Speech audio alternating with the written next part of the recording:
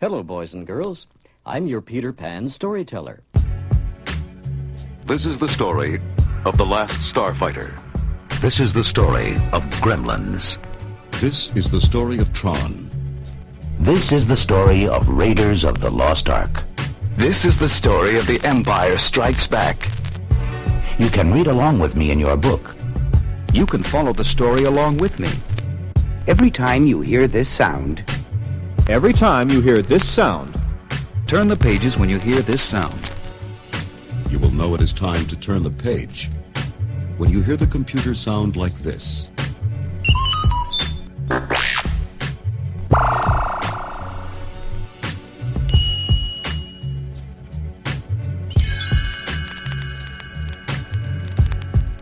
Let's begin now.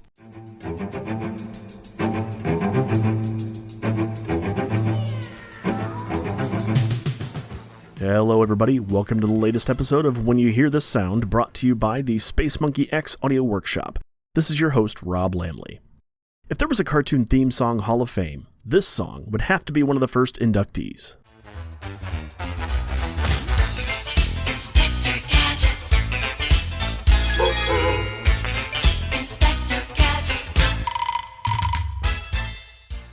Inspector Gadget was the creation of a few people whose names I'm probably about to butcher: Bruno Bianchi, Jean Chalopin, and Andy Hayward of Deke Entertainment, the animation studio responsible for shows like The Littles, Kid Video, Pole Position, Mask, The Real Ghostbusters, and many, many more cartoons in the 1980s. On the show, Inspector Gadget is a bumbling detective with cybernetic abilities who works for a secret government agency that solves crimes perpetrated by the mysterious Dr. Claw and his organization known as MAD, which stands for Mean and Dirty. To help him on his missions, Gadget's niece Penny and her dog Brain tag along, even though he repeatedly tells them not to. Thankfully for Gadget, Penny and Brain are much more adept at catching Mad's agents and solving crimes, even though Gadget always gets the credit from his boss, Chief Quimby. The show was partially inspired by the TV show Get Smart that was popular in the mid to late 1960s, going so far as to hire Don Adams, the star of Get Smart, to voice Inspector Gadget. There's also a bit of Inspector Clouseau from the Pink Panther films that were popular through the 60s, 70s, and 80s. Gadget's overcoat and trilby hat are virtually the same as Clouseau's, and in the pilot episode of the cartoon, Gadget even had a mustache like Clouseau that was later removed, possibly in an attempt to avoid any copyright fights from MGM, the producer of the Pink Panther films. Inspector Gadget ran for 2 seasons for a total of 86 episodes between 1983 and 1986. Since then, Inspector Gadget has barely left the pop culture sphere, thanks to numerous sequels, spin-offs, films, and specials centered around the bumbling detective. The original Inspector Gadget show did have some merchandise, but not as much as you might expect, at least in America. Gadget's kind of a bigger deal in France, so you'll find more Gadget stuff from across the pond. In the US, there was an action figure with extendable arms and neck, a helicopter hat, and parachute umbrella that was produced in 1983 by Galoob, but it didn't exactly take the world by storm. There were the usual lunchboxes, coloring books, Viewmaster reels, and even a board game, but for the most part, Inspector Gadget was a cartoon and little else. That's what makes this read-along record book kinda special. As far as I know, this is the only one that was produced. Released in 1983 by Peter Pan Records, Curse of the Pharaoh is based on a cartoon episode of the same name that aired on October 5th, 1983. The audio is lifted directly from the episode, with narration added to help fill in the missing visuals and fill out some of the story. If you want to check out the book for this record, head over to spacemonkeyx.net, and a PDF will be available in the show notes. And now, Peter Pan Records' 1983 release, Inspector Gadget, Curse of the Pharaoh. Enjoy. Hi, boys and girls. I'm Barney, the book bear. The bear on Peter Pan Talking Books. When you hear this sound, turn the page. Okay? Ready? Here we go. Inspector Gadget. The Curse of the Pharaoh. Inspector Gadget, Penny, and Brain are driving down a road in the Egyptian desert. Egypt is a fascinating place, Uncle Gadget. Did Chief Quimby tell you why he wanted you to come here? No, Penny, we haven't discussed details yet. But I thought it would be very educational for you to come with me. Pharaoh Pututut's treasures go on exhibit tomorrow. And you'll be one of the first to see the most spectacular collection ever uncovered from the sands of Egypt.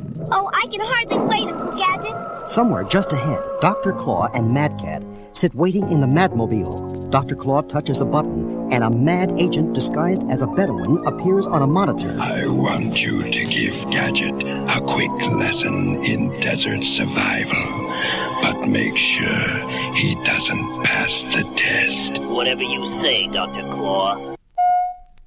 Back on the desert road, the Bedouin mad agent appears in front of the Gadget mobile and gallops his camel straight towards it. Uncle Gadget, look!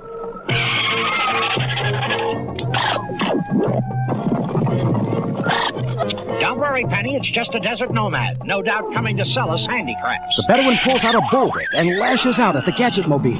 Inspector Gadget still doesn't catch on. No, thank you. We're not interested in any souvenirs. This guy's just a little too pushy. Gadget suddenly transforms the van he is driving into a speedy car. Soon he has left the Bedouin far behind. Penny sees more danger ahead. Uncle Gadget, a cliff! Don't be silly, Penny. There are no cliffs in the desert. It's just a mirage. And as he speaks, the car shoots over the cliff and into midair. Two mad agents had removed the sign that read, "Danger, dead end." As the car falls, Gadget reconsiders. Maybe it wasn't a mirage. Realizing he needs some help, Gadget calls upon his Gadget parachute, which pops out and gently floats the car to the ground, right in the middle of a resort hotel. The top-secret Gadget phone rings. Is that you, Chief? Where? Right away, Chief. Penny, Gadget, and Brain step out of the car and over to a table. In the center is a silver dish cover. Gadget lifts the cover to reveal Chief Quimby's head, surrounded by lettuce leaves. Chief! Glad to see you made it, Gadget.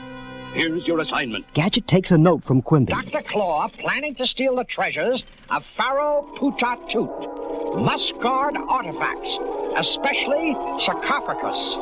This message will self-destruct in 30 seconds. You can count on me, Chief. Inspector Gadget is always on duty.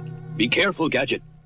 Remember Pharaoh Putatut's curse. Nonsense, Chief. A 4,000-year-old curse is just superstitious rubbish. Dr. Claw and Mad Cat don't think so. Well, Gadget, you managed to evade my desert traps, but I promise you, you won't survive the curse of Putatut. Will he, Mad Cat? In the middle of the desert stands the pyramid of Pharaoh Putatut. Inside the main burial chamber, we see Gadget, Penny, and Brain standing among the great treasures. The Pharaoh's throne and sarcophagus stand at the center of the room. The stone casket gleams with gold and precious jewels. Gee, Uncle Gadget, wait till I tell the kids at school about this. Oh, I've never seen anything so rich. Yes, Penny, that Putatut must have been quite a guy. A little flamboyant, but that's politics. As Gadget settles down to guard the treasures of Putatut, Penny pulls Brain behind a column. Something is bothering her. I don't know what it is, Brain, but there's something strange about this place. You stay here and watch Uncle Gadget. I'm gonna have a look around. Gadget seats himself on the Pharaoh's throne and prepares for a long night ahead. Gadget hears the sound and pats his stomach. I knew I shouldn't have skipped lunch. I wonder if there's a sandwich machine around here somewhere. From the sounds of it, I must have skipped breakfast, too. Now, let's see what Penny is up to. Using her computer book, she is checking the walls of the pyramid. Following the light on the computer screen, she presses a stone, and the wall before her swings open. A secret passage? Golly, my computer book is picking up some kind of strange signal. I don't know what's in there, but there's one way to find out. Inspector Gadget is wandering around looking for something to eat. He's obviously lost in the maze of tunnels. Brain, where's Uncle Gadget? Brain tries to get across his message to Penny, who finally understands. Uncle Gadget and the sarcophagus have disappeared? Brain nods frantically. Impossible. Things just don't disappear. You find Uncle Gadget and don't let him know you're following him. And I'll try to track down the sarcophagus. Penny moves slowly along the dark hallway. She hears sounds approaching, so she hides and watches. Two men wearing dog masks and dressed to look just like the statues of slaves in Pharaoh's tomb come into view. They are carrying the heavy stone sarcophagus of Pharaoh Putatut. Penny can hardly believe her eyes. I got the heavier end. Let's switch. Forget it. We flipped. I got heads, you got tails. Let's go. They must be mad agents. Chief Quimby was right. They're stealing the Pharaoh's treasure. Dr. Claw has been following Gadget on his monitor. This maze was created long ago by Putatut to trap intruders who came to steal his treasure. But now it will allow us to escape and to put an end to your meddling forever. Claw pulls a brass ring hanging on the wall beside him. Gadget hears a noise moving toward him from the blackness of the corridor. He can see nothing. Then a room-sized stone block slides out of the shadows right towards him. Don't go, Gadget, legs! Immediately, Gadget's legs turn into large coiled springs. He pogo sticks ahead. As he turns to see if the block is gaining on him, Gadget doesn't see the flight of steps ahead of him. He falls head first, but his Gadget arms extend just in time to prevent him from hitting the floor. As the block picks up speed, Gadget calls for his Gadget skates to pop out of his shoes. The block is gaining! I'd better lose that block! Gadget throws his Gadget arm around the column and swings out of the main passageway into a side hallway. The block passes him completely. Well, that was easy. Dr. Claw has been watching Gadget's escape. He is furious. He speaks to his mad agent. What are you fools doing? But boss, there was this little... Not now. Gadget's on the loose. Get him. Meanwhile, Penny has found Putatut's sarcophagus. The mad agents are nowhere to be seen. She speaks into her communicator watch. Okay, Brain, this is it. Get Uncle Gadget down here on the double. Do you read me? I'm going to try and track down Dr. Claw. Suddenly, a firm hand falls on Penny's shoulder. The mad agent grabs her. He's about to tie her up when Brain appears wrapped as a mummy. The mad agent panics and is gone in an instant. Penny quickly ducks behind a pillar. Brain has just enough time to hide in a large clay jar before other mad agents enter. Penny whispers to Brain. Brain, stay where you are. I've got a plan. Turn your collar receiver up all the way and plug your ear. Penny's electronically changed voice is transmitted from her communicator to the receiver in Brain's collar. It echoes out through the clay jar. The mad agents are frozen in their tracks. This is Pharaoh Putatut,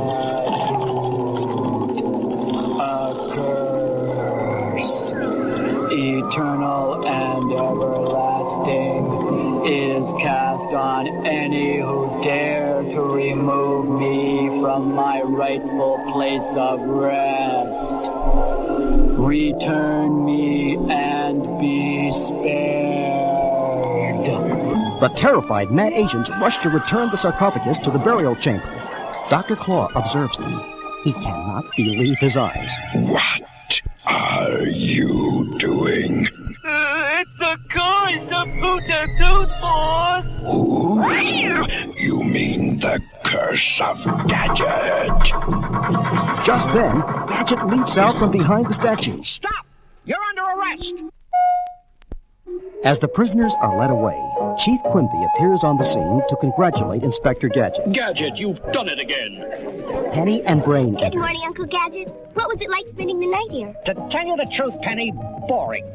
I spent all night looking for a snack machine, and I just realized I don't have any change. Thanks for stopping by the show today. Be sure to subscribe on iTunes, Spotify, or your favorite podcast app. You can head over to spacemonkeyx.net for pictures, links, and additional information about this episode, and check out some of the other podcasts presented by the Space Monkey X Audio Workshop. This has been your host, Rob Lamley. Thanks for listening to When You Hear This Sound, the podcast dedicated to the weird and wonderful world of read-along record books and storybook vinyl. I'll see y'all next time.